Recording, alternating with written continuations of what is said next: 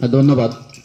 আমরা এই পর্যায়ে ডেকে নিব অনির্বাণ মেরিন অ্যান্ড ডিফেন্স একাডেমির ছাত্র, বাংলাদেশ বিমান বাহিনীর 53তম এনডিতে বিমান সেনা পদে আজকের এই কৃতি সংবর্ধনা অনুষ্ঠানের আজকে আরেকজন প্রার্থী সাইফুদ্দিন আরিফকে, আমি সাইফুদ্দিন আরিফকে আসার জন্য অনুরোধ করছি। আসলে সফলতার গল্প সারা জীবন যারা শুনে এসেছো, আজকে শোনাইতে পারছে, তাদের মুখ থেকে শুনে নেবো সেই অনুভূতিটা কেমন। আর এই অনুভূতির কিছু একটা অংশ শোনার জন্য আমি অনুরোধ করছি আমাদের শ্রদ্ধেয় এমডি স্যারকে, জুয়েল পারভেজ স্যারকে। অসংখ্য ধন্যবাদ সাইফ আলীকে। ওকে আমি সাইফ আলী বলি। সাইফ আলী সম্পর্কে আমি যতটুকু জানি, আমি লাস্টের দিকে যখন মানিকদি শাখাতে ও ক্লাস লাস্টের দিকে মনে আসছিলে, তো ওরা যখন 2জন না 3জন যখন আমি ওদেরকে পড়াতাম, বেসিক্যালি সোলাইমান সাহেবই পড়াতেন, তো আমি যে যখন লাস্টের দিকে দেখতাম তখন একটা স্পিড দেখলে কিন্তু বোঝা যায় যে স্পিডটা কত, তো বোঝা যেত। হ্যাঁ, ওই সময় আমাদের সোলাইমান সাহেবও আমাকে বলেছিলেন যে আসলে ওর দ্বারা ভালো কিছু করা সম্ভব। তো আমি ওই সময় দেখতাম, মানে হয় না, ওর জিপিএটাও কিন্তু এরকম আহামরি না। তোমাদের অনেকে আছে না A+, গোল্ডেন A+, অনেকেই আসো, ওর জিপিএটাও মনে হয়, আমি যদি ভুল না করি, খুব একটা বেশি মনে হয় না। বাট এই যে স্পিডটা, অনেকে তোমাদের জিপিএ কম থাকলে একটু মানে দ্বিধাদ্বন্দ্বে ভুগো না, চান্স হবে কি না হবে। তো আমি ওর ভিতরে দেখি মানে কোনটা করতে হবে না হবে, আমি কখন কি বলতেছি না বলতেছি, ওই জিনিসটা ও ক্যাপচার করতো। জি স্যার, হ্যাঁ স্যার, আমি মানিকদি থেকে ওকে আমি করেছিলাম। আর তারপর ওখান থেকে তো পরীক্ষা দিতে গেল, সিলেক্টেড হয়ে আসলো। এবং ওদের যেদিন পরীক্ষা ছিল, আমি গত লাইভেও বললাম যে ওরা কিন্তু ভিতরে লাকি 2-3টা দিন টাইম পেয়েছিল আবার প্র্যাকটিস করার জন্য, কারণ নেক্সট রবিবারে মনে হয় আবার তোমাদের ভাইভা পরীক্ষা অনুষ্ঠিত হলো।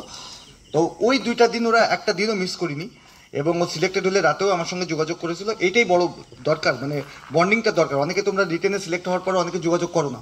আজকে যেমন 2-3জন সিলেক্টেড হয়েছে, রিটেনে সিলেক্টেড হয়েছে নন টেকনিক্যাল ট্রেডে, এই যে আমার সঙ্গে সবাই যোগাযোগ করছে, স্যার ভাইবার জন্য কি প্র্যাকটিস করবো বা কখন আসবো বা বাদ বাকি যে পার্টগুলো থাকে। তো তোমাদেরকেও বলবো, সামনে যারা বসে আছো, সামনে যাদের পরীক্ষা রয়েছে, যে লিখিত পরীক্ষায় সিলেক্টেড হয়ে গেলেই মানে লাফালাফি দৌড়াদৌড়ি করা শুরু করো না। আমাদের কাছ থেকে আরও অনেক কিছু টিপস নেওয়ার তোমাদের দরকার রয়েছে, সম্ভব হলে ওগুলোও নিবে।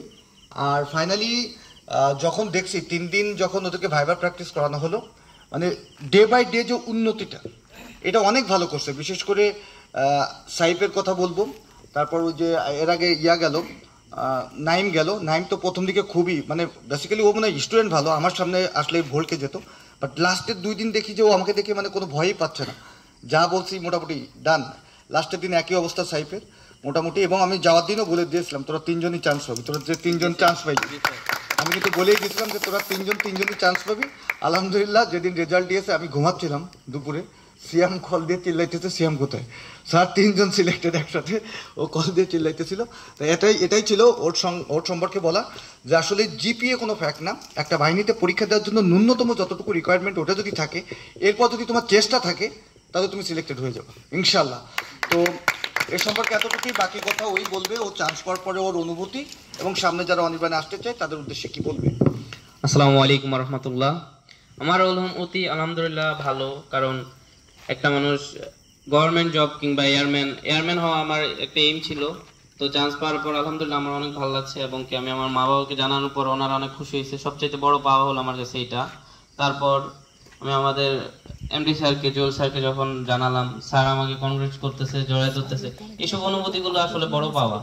স্যারা যখন জড়াই ধরে কিংবা মা বাবা জড়াই ধরে, সবচেয়ে বড় পাওয়া হলো এগুলি। তারপর